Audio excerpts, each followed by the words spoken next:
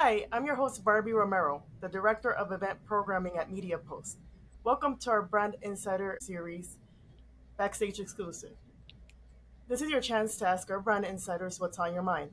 Today, our spotlight is on Shula Sinclair, Chief Strategy Officer from TMP. Welcome, Shula.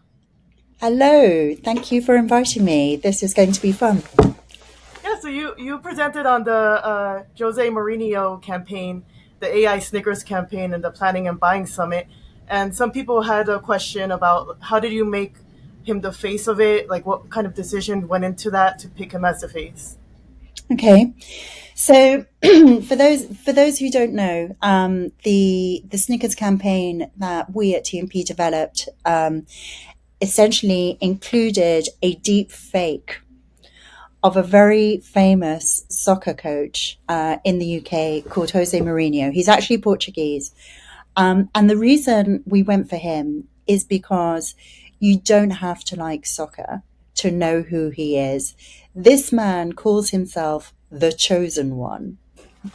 And he has a tone of voice that hits headlines over and over again. So a distinctive, entertaining personality within the soccer world who stretches to audiences outside of soccer and has that humor that is so essential to the Snickers brand. Yeah, so I imagine because it's a deep fake of him, there had to be a lot of trust between the brand, your agency, and Jose to build this. How did your team go about building that partnership and trust? Well, what was interesting is I mean, and kudos to Mars because this was a huge risk. This was a huge creative risk. It came with a lot of brand safety challenges that needed to be mitigated. Um, and I think we largely anticipated that we would need to build those brand safety mechanisms within the creation of our deepfake in order to ensure that Mars as an organization with their heritage and their, social responsibility were calm. But actually, it was also clear that Mourinho, despite being seen as controversial and quite spicy with his commentary, he was very keen that his AI duplicate would not, his AI twin, wouldn't venture into controversial territory, God forbid, racism or sexism, etc., etc. So it was definitely a close collaboration. On the flip side, what his team really liked was that he didn't need to do hours of shoots. Mm. Effectively, we just sourced loads of commentary that he made that was publicly available and used that to build his persona through the LLM. And he was only needed for like 4 hours. So we just went over for 4 hours, shot him, and then he was done, and the rest was over to the tech. Now I'm wondering if his team goes to the fake AI version to see what he may say before they actually go to the real person. Now I'm wondering Well, that, like, yeah, it's interesting because the deep fake has a very clear role, yeah, and this is the bit. This is why we love this idea so much. Essentially, this deep fake is designed to call out rookie mistakes of friends as he would in soccer commentary, but customize the burn to the specific person and their specific rookie take. And as a result, hundreds of thousands of personalized insults at scale that call out how your rookie mistake is down to the fact that you were probably hangry and needed a Snickers. So that was the idea. So if his team are after a burn, if they need a fix, then they would definitely go to that deep fake. that is awesome. So let's switch gears, and there are so many emerging channels now. So like this deepfake AI, there's like search in ChatGPT. There's so many places where brands can invest. How do you have any advice as to where brands can invest, where they should be investing in, where they should be taking action? Sometimes brands, they're kind of afraid to be the first ones to do this. So I don't know if you have any advice for any brands out there. Yeah. Um, I can talk to you about how we think about it because it really depends on the brand, the category, the sector, etc. But one thing is for sure that as we as an industry embrace AI fueled optimization with all our might, we risk regressing to the mean across all brands and agencies. So it is incumbent on all of us to test and experiment and break boundaries of existing channels. This is why WhatsApp, which is an ad-free environment, was the ambition for us to enter and create a brand experience, promoting a brand in a way that our consumers would value and play with and participate in a completely innovative way. So share the ambition to break boundaries and set the challenge for yourselves to continue to experiment. Otherwise, we are doomed. Yeah, I love that. And someone else had a question on people early in their careers. Do you have any advice for those individuals? So, here's the one I always give to young people who are starting out, and there are loads of pieces of advice, but I just remember a really punchy line someone said to me about 16 years ago, and I think it was ahead of a big pitch or a big presentation or something like that. Um, and his words to me were, "Remember, it's not about you." And with that, I just stopped worrying if I was good enough, how I was coming across, and it allowed me just to focus on, is the recommendation I'm giving and the story I'm telling right for the brand and the business. And by removing yourself and worrying about are you good enough from the equation, you're suddenly liberated to really push and think about what is the best for the brand. And that's how you'll grow. And it's a great feeling to not worry. Yeah, that's great advice even for people in in their mid career or even later career because some people can feel imposter syndrome. So I love it. Absolutely. And if you go, you know what, I don't matter in this equation. What matters is what's best for. It's really liberating. And that and the only other thing I would say is curiosity. Don't let your job description confine you to what you learn about and understand.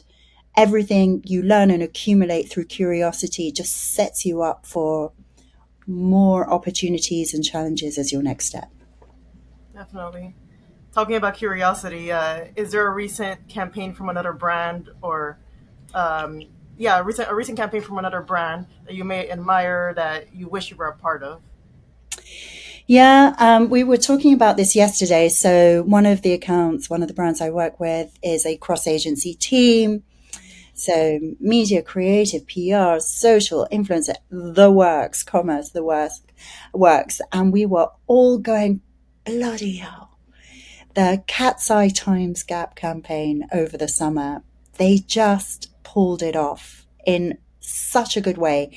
And it's really interesting because this summer was the summer of denim and Hmm. it was up against American Eagle. I think Gap lucked out with their timing to come so soon afterwards. But Gap's had some missteps in the past. So I don't know. I don't know if you remember. I can't even remember how long ago it was, but I remember the campaign that was "Boring is Good." Did you ever hear about that? No, but It that's was a interesting. yeah, no, it was a repositioning they did. It was a global repositioning many years ago. And I think the conclusion they got to was the basics, just getting to really good basic clothes is a really good thing. And they launched with a brand campaign that essentially said boring is good, and it fell on its face and disappeared very quickly. Um, so it's always a risk when you're a heritage brand and you want to refresh yourself for a younger audience, a new age, you want to be relevant again.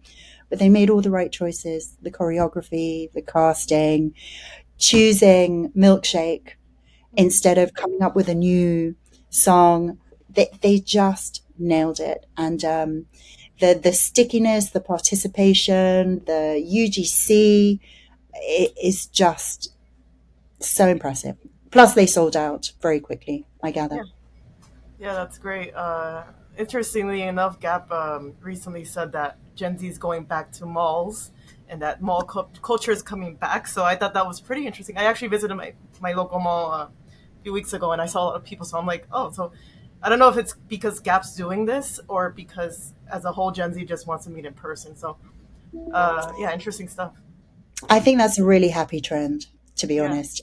Anything that leans into people physically connecting, not just digitally, is a wonderful thing. And I say that on our digital interview.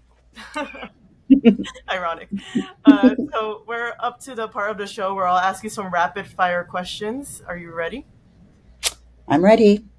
What is your favorite app for efficiency of your team? WhatsApp. And I know that's not a US popular app, but it is great if you've got brands who want to show up in culture fast and react fast. Yeah. WhatsApp is bloody brilliant. Well, I use WhatsApp because I have family. Yeah, outside the U.S. That's probably why. This is it. So yeah, some of us do use it, and yeah, like I haven't seen. It would be interesting to see brands in there because right now my WhatsApp is exclusively just for my family. So it would be nice. Yeah, it is interesting. We're definitely seeing if there's a trend or something topical that's happened and we want to move fast, it lends itself really well. Yeah. Marketing jargon that you wish you would stop using. I've got two. Future proof drives me nuts because there's no such thing. There's no such thing as future proofing. It's just I'm not allowed to curse, so it's just nonsense. um, no one knows what the world is going to look like Yeah. in 6 months' time, let alone in 3 years' time. So there is no such thing. All we can do is look, assess, and hedge our bets. So I hate the word future proof. It's nonsense. And end to end is also end to end of what? Depending on who you're talking to, Yeah. they're completely different ends of completely different things. So meaningless. That's annoying.